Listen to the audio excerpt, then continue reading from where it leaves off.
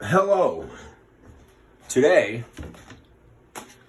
we're going to season some skirt steaks.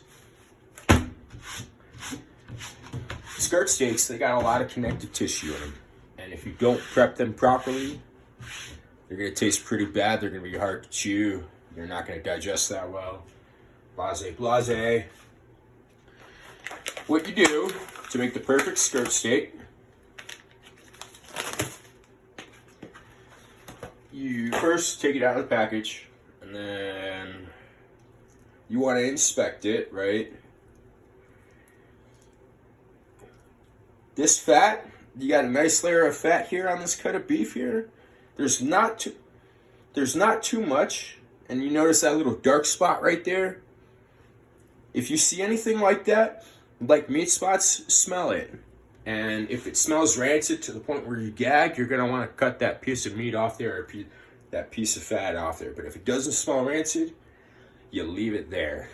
Because the salt is going to tenderize that while it sits in the fridge.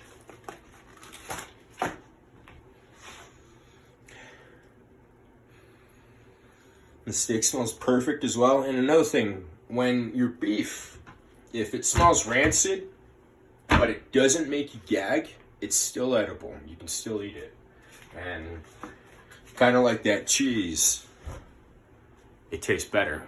I don't know what it is, it just does. So, kosher salt. Coarse kosher salt. Okay? Even with these steaks that are like known for having a lot of connective tissue and being tough to chew, you still want to use like a light coat.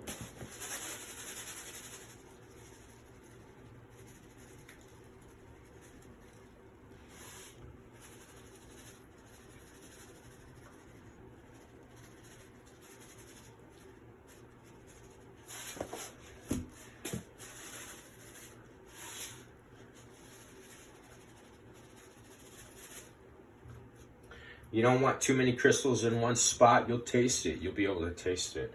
This is kind of hard to do perfectly, but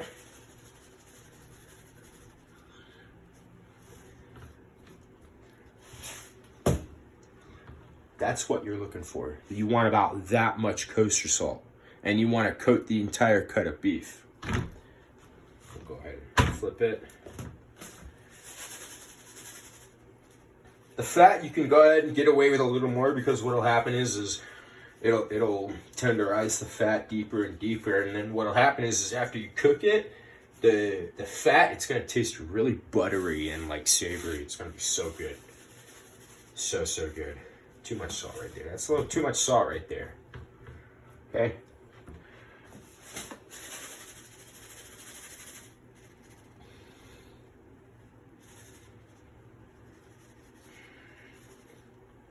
It's going to tenderize that fat really well, right? And then you want to get the entire thing kind of coated. What I like to do is I'll pour some of the salt on the cutting board. And I'll dab the edges in it. And then I'll take a look at the edges. That's too much salt. You don't want that much salt on there. Brush some of it away. It's like perfect. Just salt in the edges.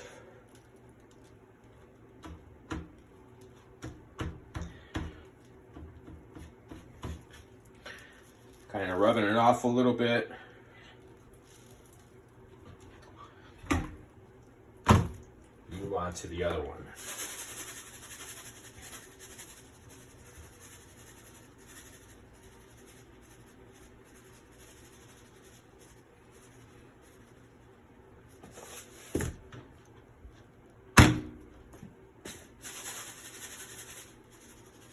Don't worry about the blood.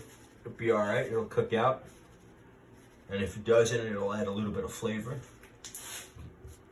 A little bit more salt on the fatty side of this cut. It'll make that fat like buttery and savory. Oh my god, it's good. It's really freaking good.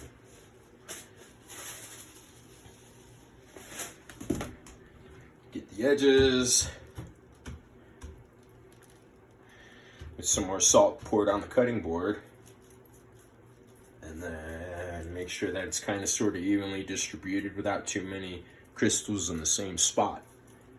When you do that, like, you'll taste it even after cooking. It'll be like really salty.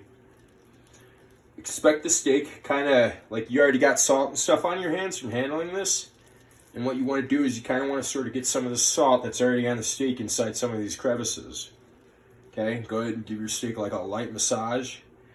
If you notice any areas that are delinquent on salt, go ahead and grab a little more and put it in the spot that's kind of lacking that salt that you're going to need. That's going to make that fat nice and tender. It's going to tenderize the connective tissues. It's going to be delicious. This is one of my favorite cuts of meat to prep. Takes me 3 days to make this recipe. And most of it is just the steak is sitting in the fridge, allowing this salt to brine it and tenderize the meat.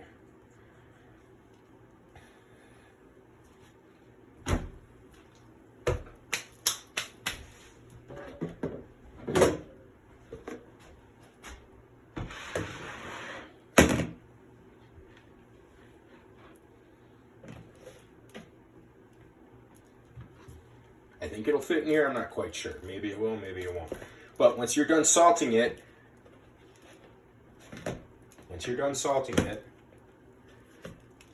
this is going to be difficult. You're going to want to put it in a sealed container and then set it in the fridge for a few days.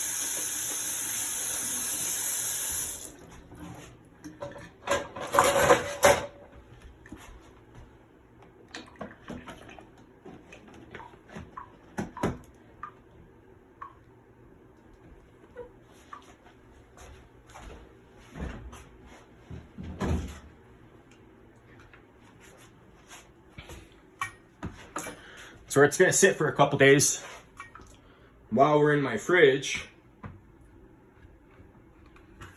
The only thing I eat comes from an animal or some kind of fruit.